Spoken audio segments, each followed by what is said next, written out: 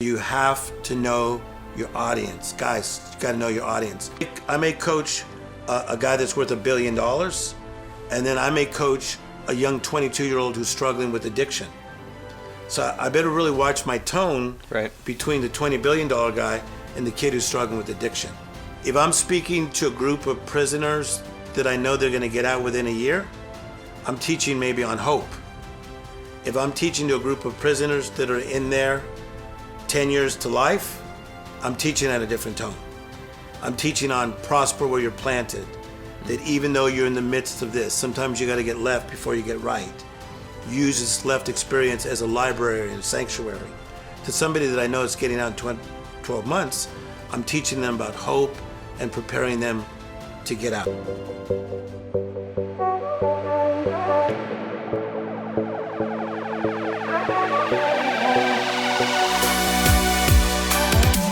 I'm sitting down with Tim Storey to talk about how to build a successful life coaching practice. This is episode 3 out of 10. Today we're talking about how to understand your audience. Tim, what do you got for us? Well, you know, every audience is different. So like as a speaker, because you speak as well, whenever I speak, I got to know what is the culture and what is the climate. So let's say if I'm speaking in Stockholm, Sweden, that's going to be different if I speak in Rome, Italy. So it's a different culture, right? Then the climate is also going to be different. So if like you speak first and you like so hype the crowd up because you're so doggone good. So the climate, I got to understand that too. So that's going to really help me navigate what my approach is going to be. It's the same thing in coaching, okay? So if somebody is going through a crisis, let's say they're going through a divorce, I got to understand the climate and the culture of what that person is going through. So my tone has to be different. What I'm expecting from that client is going to be different. If it's a person that wants to be coached and they're saying, hey, listen, the LA Dodgers wants me and so does the Cincinnati Reds. Look at Tim, this is amazing. Different climate, different culture. You definitely have to understand who you're coaching and what they're going through. How much do you adapt your style to them versus saying, here's my niche, come to me if you're dealing with this? I totally have to adjust my style. Okay. And that's where people really mess up. I think some people are just not good at this, is that they try to bring like a system that worked on person A, B, and C to somebody that's going through a terrible, terrible crisis. Like, for instance, I got called to a hospital because someone had been in a very, very serious accident. As soon as I walked into the hospital, I couldn't believe it that I asked one of my friends to count. There were 33 family members that were hovering around because they thought this man could die. And they were waiting for Tim Storey to show up to bring hope. So I didn't come up and act like Tim Storey, the motivational speaker. I came in super quiet. I sat down with everybody. I talked to people one-on-one. I went and saw the person that had been in this accident. Thank goodness he came out of it. He was in a coma, okay? So the person that brought me in said, I think my family needs to be rallied. They're down, they need to be rallied. That's the last thing they needed. They needed somebody just to care about them. So understanding that type of situation is how I came in and spoke to them. And how do you deal with that when a client asks you to do one thing, but you know you should be doing the exact opposite? Yeah. You become good at it. Okay, so okay. I was a really good pitcher when I was a kid. Baseball pitcher, okay. Yeah. So if my catcher, so simple signs when you're 12. 1 is a fastball, 2 is a curve, 3 is a drop, because I had a wicked drop. So if he went like this, 1, fastball, I'm like, I wave him off. I'm not throwing a fastball at that dude, he's gonna hit it over the fence. I'm gonna throw my wicked drop. So I'd wave him off. So if I go into a accounting situation, even with a celebrity, the manager may say, okay, this is what he needs, man. Right. He totally needs you to, And I go, oh, interesting. I'll take that into consideration, but I'm really waving them off. Right. Yeah, so it's experience. So based on my experience of understanding the climate and the culture of what that person's going through, I need to adjust the way I'm coaching that person. Here's another thing. Some people, the crisis they're in, they're not getting out in one Tim Story session. Or they're not getting out in one Iyanla Van Zandt Change My Life on Own Network session. Right. Are you with me? Yep. It's going to take them 3 months, 6 months, 9 months, a year.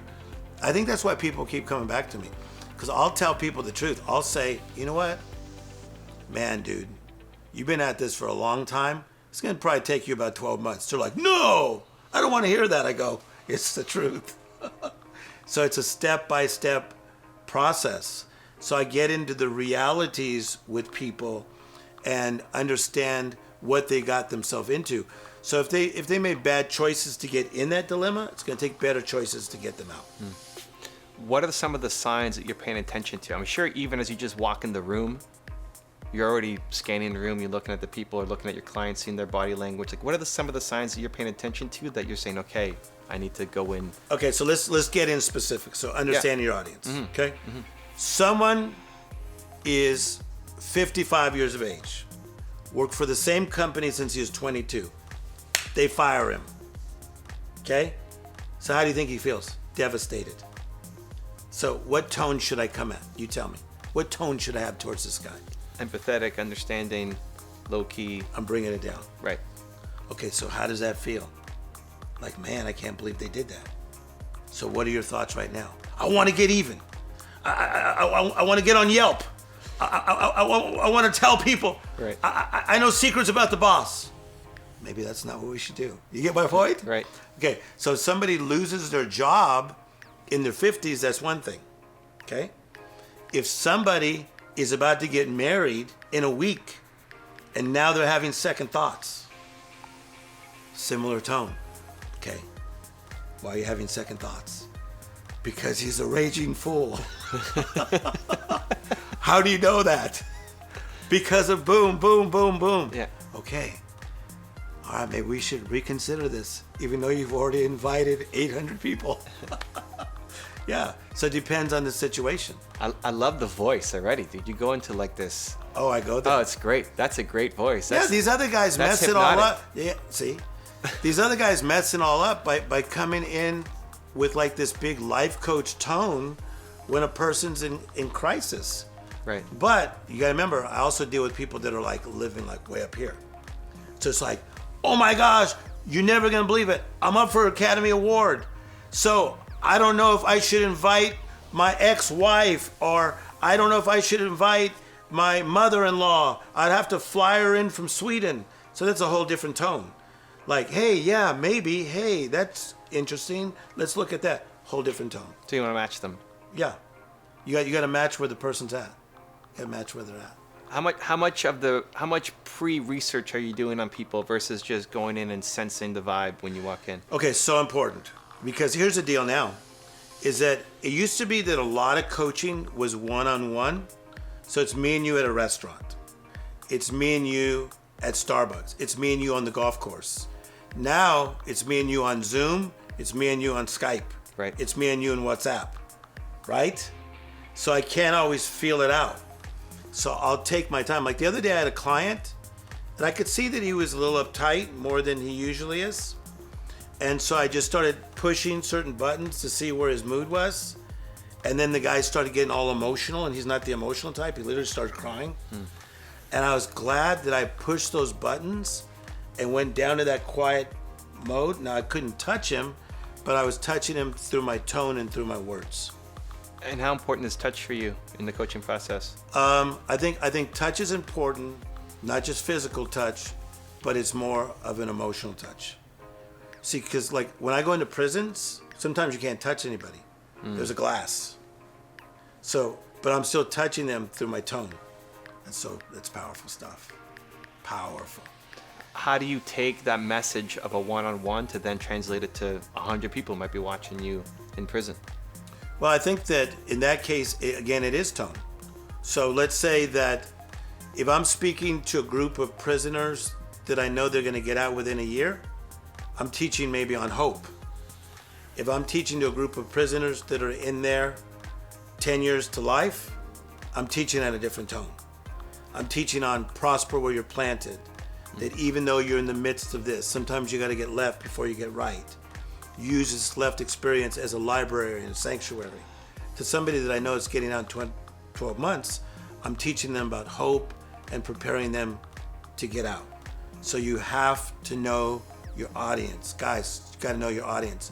And so you got to understand this also. That I may coach 7 people in one day. So I may coach a guy that's worth $1 billion, and then I may coach a young 22-year-old who's struggling with addiction. So I better really watch my tone between the $20 billion guy and the kid who's struggling with addiction. So you gotta shift it up. So I'm constantly turning the page. See, so even you and your crew that's here, I was checking out your tone on purpose. Okay. Like I was somewhere and I came back early on purpose. I wanted to know your tone the minute you walked in my house. So what did you get from my tone? How cool you are. Okay. And you're an amazing man. I just felt brilliance all over you. I'll use that as a case study, testimonial right there, Tim's story. That's just how I roll. So in understanding me, yeah, what do you then shift in either the stories you tell or your demeanor, or like how are you changing? I shifted you without you even knowing I shifted you. You shifted me. I did today. I mean, I felt that too, but it's interesting because at the beginning I asked you, you said, well, you need to shift to the person that you're dealing with. Yes. So you want to understand me, get into my world, and then you're trying to bring me into yours? yours? I don't want you in mine. Okay. I want you to get into a state that is best for you to handle the situation. Okay. Okay. So in the case of today, you guys have been on the road. You're doing this amazing tour, right? Right. So now you're like boom, boom, boom, one place to another. So now you see Tim Story. Hi, Tim Story. You're not Grant Cardone. Hi, Tim Story. Right. You're not President Obama. Sure. It's me. Hi, it's Tim Story. So I took my time, and then you started to feel my essence and who I am. Okay. Right? Yeah. So then you started to like get on the same wavelength as me. So now we can chop it up and do a better job. That's very Oprah. I like it. That's why Oprah is the best at Right. what she does. She takes people into her place. And then how do you do that in such a short amount of time? What are you looking for? What signs? What techniques? Listen, dealing with you today is going to be different than dealing with you tomorrow. Okay. It all depends on how you woke up, what kind of food you ate, how you slept, right? So if you're in a different mood tomorrow, I'll handle that mood too. I'm looking for body language, spoken words, movement, erratic behavior. Yeah. People get blown away.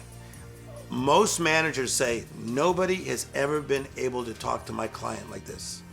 Like I can name 10 of the biggest entertainers in the world that their managers say, nobody can talk to that guy or that lady that way. So I pay attention. And they respect you for it. Yes. Because you're telling them truth. No, I'm bringing them in. So this is a 10-part series with Tim Story on how to build a successful life coaching business. Up next is how to be a good listener. Go click on the link next to us. We'll see you there.